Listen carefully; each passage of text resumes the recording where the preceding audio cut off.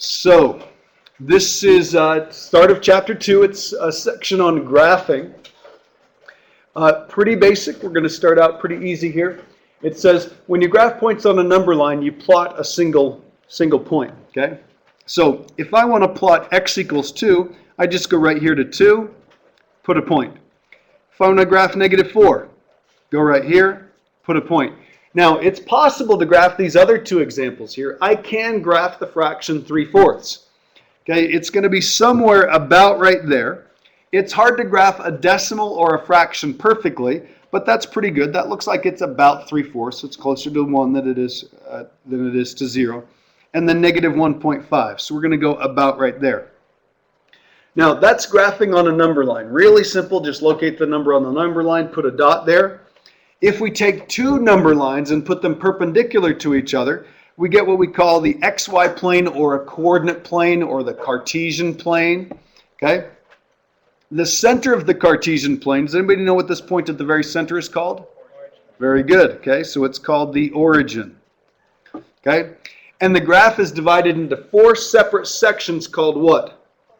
Quadrants. Very good. Okay, so they're called quadrants. So, when we graph these type of points, instead of just having one number, we've got 2, and that's so we can locate it in the horizontal direction and the vertical direction. The x direction and the y direction. And remember, they're called ordered pairs for a reason. They're ordered in x, then y. Okay, so kind of like alphabetical order. So if x is 1 and y is 4, we're going to go to 1 on the x, 4 on the y. We're right here. That's the point A. We've got negative 3, negative 2. Negative 3 in the x, negative 2 in the y. So that point right there is B. If I've got negative 4, 4, negative 3, 1, 2, 3, 4, negative 3 right here. So that's the point C. And the last one is 0, 5. So 0 means we don't go right or left, we just go up 5. So we're going to go right here. And that's the point D. Now, point A is in which quadrant? Okay, so we use Roman numeral 1 for that. Okay, B is in which quadrant? 3. So that's in quadrant 3. Where is C? Quadrant 4. Okay, and D, where is it? Okay, we'd say it's on the y-axis. That's the best way to say that, because remember, they go in this order. This is quadrant 1, this is quadrant 2, this is quadrant 3, and this is quadrant 4. Okay? So graphing is pretty easy. Keeping track of which quadrant they're in is pretty easy. If it's not in a quadrant like this one is, the best way to describe where it is we say it's on the y-axis. Better yet, we could say on this one, it's on the positive side of the y-axis. This would be the negative side of the x, positive side of the x, and negative side of the y. Everybody good there? Okay. All right, let's take a look at the next one. So, usually, but not always, most of the time, the points that we plot on a graph come from an equation or a function. And we'll talk about what a function is later on in the chapter. So this is the equation that we want to graph. Now, I realize that most of you recognize this. What shape is this? Heard somebody say it. What is it? It's a line. Okay? And you can look at this and you can say what the slope is and what the y-intercept is. We don't graph using points very often or using an xy table, but we're going to on this one. So this says y equals 2x plus 1. And we're going to take each one of these and we're going to plug them in. So this is going to be 2 times negative 1 plus 1. That's negative 2 plus 1, so that's going to be negative 1. If I plug in a 0, 2 times 0 plus 1, that's going to be a 1. So here are the points that I'm going to graph. If I plug in a 1, I get out, whoops, thinking ahead here, I get out a 3. And if I plug in a 2, everybody got the idea? What do I get out? I get out a 5. Okay? So then I'm going to come over here and I'm going to plot those points. These points came from a function or a rule, and so something nice happens. Negative 1, negative 1. There's 1 point. 0, 1. There's another one. 1, 3. There's another one. And 2, 5. There's another one. Now, these are not the only points that I could plug into that equation. I could plug in any x value I want and it would produce a y value that I could then plot. But we've got this nice little pattern going here, so what I can do is I can say, look, here's what the graph looks like. Okay, it's important to extend the line past each one of those endpoints that I had, put an arrow on the end, because what this means is this line extends forever in this direction and in that direction. Okay, and this is an important point. If you haven't caught this so far in algebra, I'd make sure you have this down. Here's what this is. This is a picture of all the points that work in the equation. So these are all the possible solutions of that equation right here. They're all the xy pairs that will make that equation true. Remember we talked about solving equations yesterday? So that's a picture of all the points that make the equation true. Okay? Now, the reason 2, 5 is on this line right here is because it works in the equation. So let's take a look at this guy right here. This is not one that we used. It's not in our list. Does -2, -3 work in the equation? The answer to that is yes. How can you tell? What's that? You can plot it. -2, -3 is right here. You can tell because it's on the line.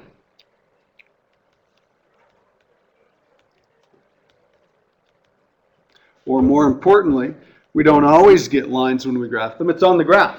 That's how you can tell.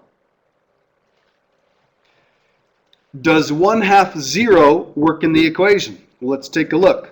1/2 0 would be right there. Does it work in the equation? Nope. And why?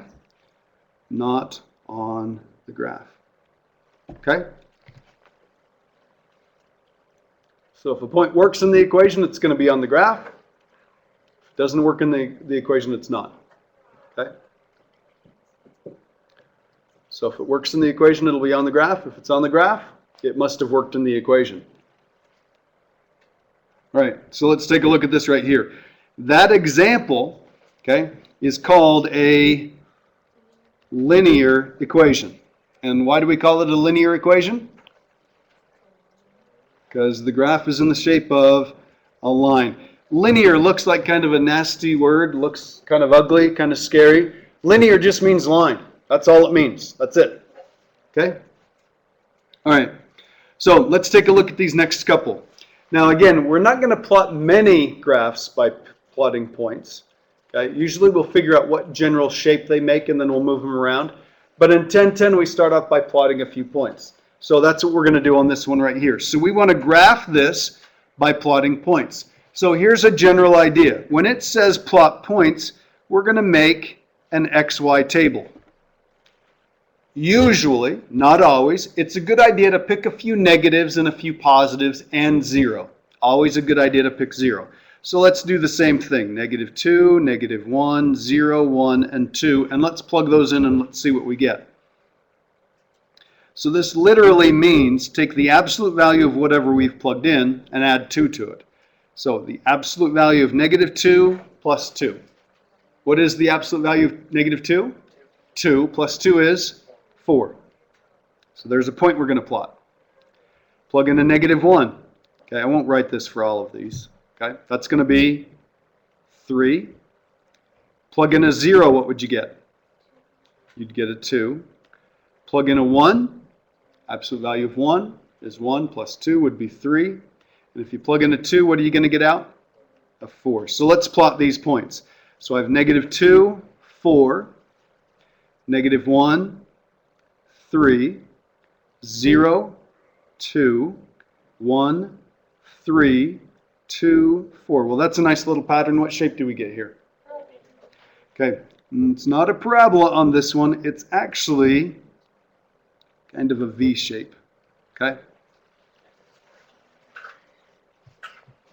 Let's do the next one. Again, usually a good idea to pick some negatives, some positives, and 0. Let's do the same ones again. Plug in a -2. Square -2, you get 4. Square the whole thing, you get 4. Plus 1 is 5. So -2, 5 is a point on the graph. Plug in a -1. Square -1, you get 1. Add 2, you get 2. Plug in a 0. You get a 1. Plug in a 1. Same thing as if you plug in a -2 because, or -1, because when you square it, it's going to be positive. So that's going to be 2. And when you plug in a 2, you get a 5. So we'll plot these points. Now, you'll notice that this is going to be different, and watch real carefully. -2, 5. -1, 2. 0, 1. 1, 2. And 2, 5.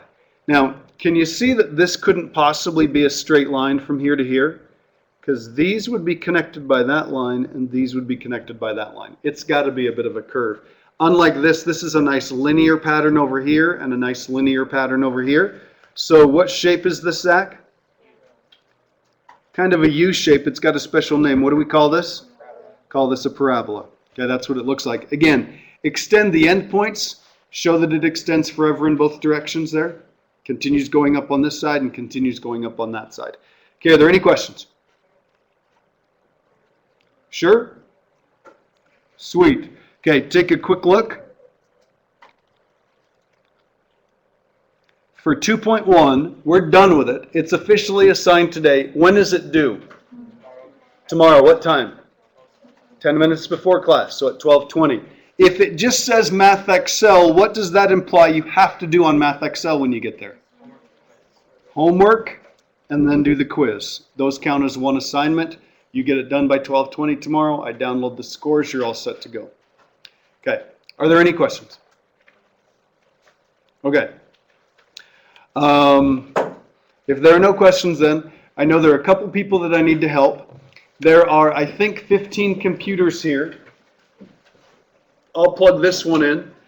If you want to bring a laptop on a regular basis to this class, I would say maybe half the time, 40% of the time, you will have class time to work. Not a ton, but enough that you could get started on the assignment. So what I'd like you to do now is hop on the computers, go ahead and log on, get started on the homework, finish 1.3, finish 2.1, and be set to go. If you've got a question, now would be a great time to clear it up.